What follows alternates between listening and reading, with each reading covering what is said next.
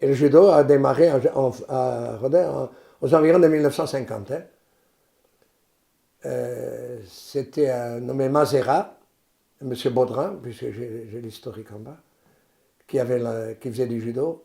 Et à un moment donné, il me semble, est-ce que j'ai rêvé, j'espère que je n'ai pas rêvé, il y avait le cinéma La Famille, et en face, il y avait une salle basse, il me semble, que j'ai vu ça à l'époque, il me semble, qu'il y avait des gars, là, c'était les scouts, qui faisaient du judo avec M. Mazera et compagnie, là.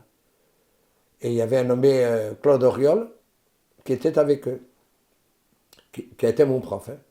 Parce que vous, à la suite de votre blessure, Mais c'est pas compliqué, le chirurgien Maisonnable m'a dit, tu sais, moi j'étais jeune, donc il tutoyait hein, à l'époque. Il m'a dit, si tu reprends le rugby, il m'a dit, dans 6 mois, tu reprends un coup à la tête, il m'a dit, ça sera fini pour toi le sport. J'habitais rue Bosque, quand même, plus faire de sport. C'était en 56, donc j'avais 25 ans. Plus faire de sport. Ma femme, elle joue sur le journal. Je crois que c'est le Roi Républicain, si je me rappelle, qui était à Torreinalde. C'est ça, hein? avant Centre-Presse. Oui. Elle a vu sur le journal qu'il y avait du judo à la caserne. Un petit article. Elle me dit, tu devrais aller voir. J'y suis allé, 3 marches d'escalier, une salle, une bâche de camion, tenue avec des sandals, enfin des trucs de chambrière de voiture, là, des pitons. Et il y avait une quinzaine de gars là, qui tombaient par terre. Oh, je me suis dit, mon Dieu, ils se font pas mal, ces gars-là, qu'est-ce qu'ils font? Et il y avait M. Auriol, je lui dois tout à cet homme. Hein. Sans lui, j'aurais rien été. Hein. C'est lui qui m'a fabriqué. Hein. Lui est mon président. Hein. Et il m'a dit, peut-être qu'il a besoin de monde, hein. Il a vu que peut-être le regard était intéressé. Il m'a dit, si vous voulez aller dans il y avait une petite cuisine, hein, annexe. Il y a un kimono qui passe, si vous voulez le mettre. Je me suis dit, bon, allez, je ne sais pas ce qu'il m'a pris, j'ai mis le kimono, je ne me suis plus arrêté. Et lui, en 58, il a perdu son père, il était bijoutier place du Bourg. Et c'était l'époque où les bijoutiers réparaient les montres. Ils réparaient les montres. Et il était obligé d'arrêter le judo, parce que comme le judo se faisait de 18h jusqu'à 20h à peu près, lui, il travaillait à cette époque-là. C'était l'époque où... Donc j'ai repris le club à 19 ans. C'est une époque où il y avait plus de sentiments que... D'abord, c'était de l'amateurisme et du judo primaire, primitif. Hein. Alors c'est quoi le Nous judo? étions des dinosaures, il faut dire la vérité, il ne faut pas avoir peur de le dire. C'était la méthode Minokozuke Kawashi, un japonais qui était venu en France et qui a compris que la France, nous étions cartésiens, il nous fallait beaucoup parler, beaucoup expliquer. Il avait créé les ceintures de couleurs. Donc la blanche, la jaune, l'orange, la verte, la bleue, la marron. Peut-être pas la marron, parce que la marron existait déjà au Japon. Mais enfin, des ceintures pour des sucettes, des récompensettes. Non, parce que le français aime ça. Et voilà. Et on a commencé avec cette méthode en français. Premier jump, c'était. Maintenant c'est au Sotogari, mais à l'époque c'était premier jump. Et quand je suis parti en stage, en 59, sur la Côte d'Azur, il n'enregistre pas là, non? Si. Sur la Côte d'Azur, je suis arrivé là-bas, comme un grand couillon. Ils parlaient tous en japonais et moi en français. D'abord, je suis arrivé avec un kimono de la préhistoire. Et le directeur technique du stage, il y avait une cinquantaine de ceintures noires. Hein. Il y avait Anton Gezing, par exemple, qui était le plus grand judoka du monde, un Hollandais, là. Ah, c'est le seul premier Européen à avoir battu les Japonais. Être champion du monde de judo. Il avait battu en quart de finale Koga, demi-finale Kaminaga et en finale Sonne. Et vite fait. Il y avait Hermann, l'Allemand, qui était international. Il y avait de très très grands. Et moi là au milieu. Et pourquoi vous y êtes allé là-bas? Pour Vous aviez apprendre. envie, Pour ça vous avait apprendre. plu, vous J'ai étiez allé. abandonné ma famille pour apprendre. Mais donc qu'est-ce qui vous a plu dans le Ma fille judo? est en bas âge, l'aînée. J'ai laissé ma femme et la gosse à la maison. Et je suis parti 15 jours, stage de 15 jours. On faisait les stages. Je l'ai en bas, j'ai les diplômes, comme quoi on assistait au stage. J'ai bien fait de me le faire faire à l'époque. Donc du moment où vous êtes allé dans cette espèce de bâche, Il m'a fallu apprendre. mais ça vous a plu. Ah oui, oui, le sport de combat, oui. Oui, j'avais fait le rugby. Non, le rugby, c'est un combat, hein, qu'on le veuille ou non. Et je voulais apprendre, comme j'avais la responsabilité du club quand même, hein, puisque le club a été officiellement créé en 57.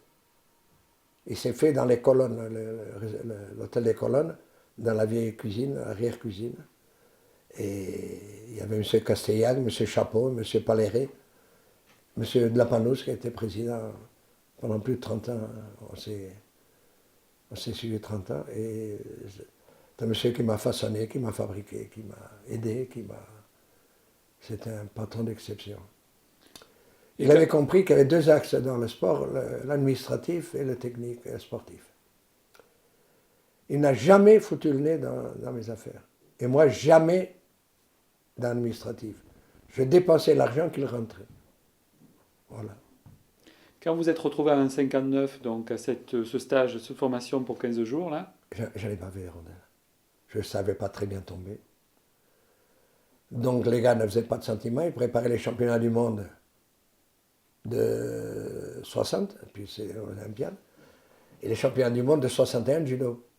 Alors là, il y avait le gratin. tout le gratin. Et alors le matin, 3 heures de technique, et le soir, 3 heures de randonnée, ce qu'on appelle la randonnée. C'est de la compétition sans résultat. C'est-à-dire, il n'y a pas de vainqueur. Et là, je me suis tapé par jour 300 chutes. Et la volonté, ben, comme catalan têtu, j'ai souffert et puis j'ai continué. Et le soir, sur un cahier, j'écrivais ce que j'écrivais ce que j'avais fait dans la journée. Au Stogari, alors je mettais premier job pour me rappeler des... Vous appreniez le japonais. J'apprenais le japonais. Et les gars allaient à Saint-Tropez, c'est juste en face de Saint-Tropez, je ne sais pas si vous connaissez, Saint-Raphaël, Sainte-Maxime, ça tourne. La Beauvallon, c'était le Golfe Bleu qu'on appelait. C'était le stage sportif. Et en face, il y avait Saint-Tropez. Alors des fois, on allait à Saint-Tropez le soir, sans un sou, et on allait voir la villa de Brigitte, qui était un peu plus loin à droite, là. Et elle n'avait pas fait le mur à l'époque encore. La Madrague. Oui, on y avait été plusieurs fois chez elle, d'une gentillesse, d'une courtoisie, d'une simplicité. Je parle des années 50. Et puis d'une beauté. Incroyable. Ah oui, bon alors là. Parce qu'il y a un peu trop de chiens, de chats, oui, un peu trop de gens à l'époque. Il y avait des habitants. Mais elle était d'une... Je ne sais pas comment elle se mettait à la portée des grands couillons, parce que l'homme en bande est un couillon, il faut dire la vérité, que nous étions à l'époque, quoi. Voilà. Et quand vous êtes revenu de cette formation à Rodez, Là, j'ai pu faire progresser mes élèves. Et alors, ça a été très vite, puisqu'en 59, on était tellement nombreux déjà, et puis la salle tellement petite. Tellement nombreux, c'est-à-dire combien, vous diriez 80 déjà. Donc vous aviez fait école, enfin. Ça... Oui, oui, on avait beaucoup de jeunes. On avait commencé déjà à rentrer des jeunes de 7 à partir de 7 ans. Et j'ai créé une école de judo pour enfants.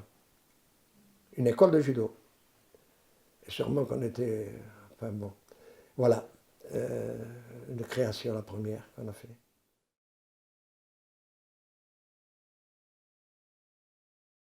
Il y a une anecdote qui m'a plu, que vous avez racontée quand on est arrivé en bas, là.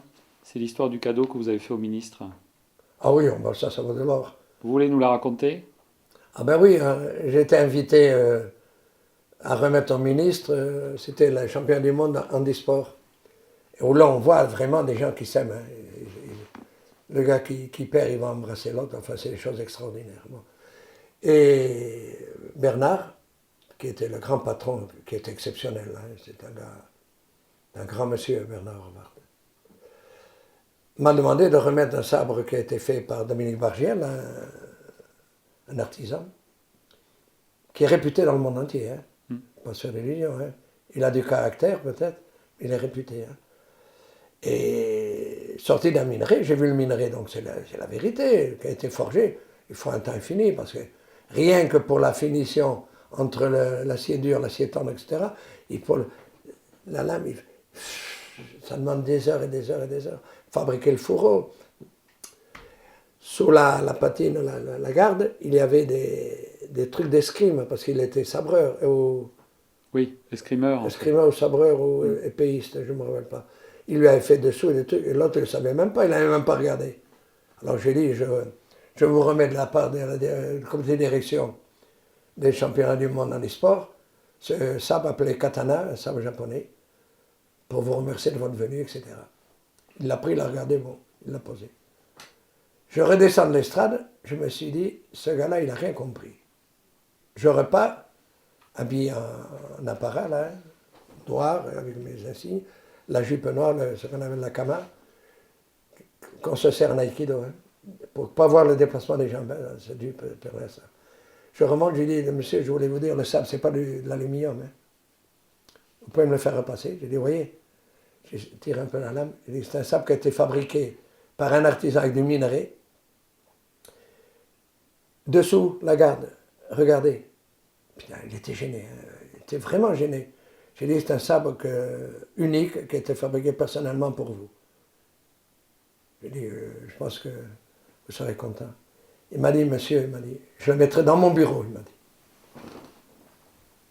Je l'avais vexé un peu. Il y avait de quoi le vexer. Quand tu reçois un cadeau royal comme ça, je sais pas moi. Non, c'est les hommes politiques, ça un peu.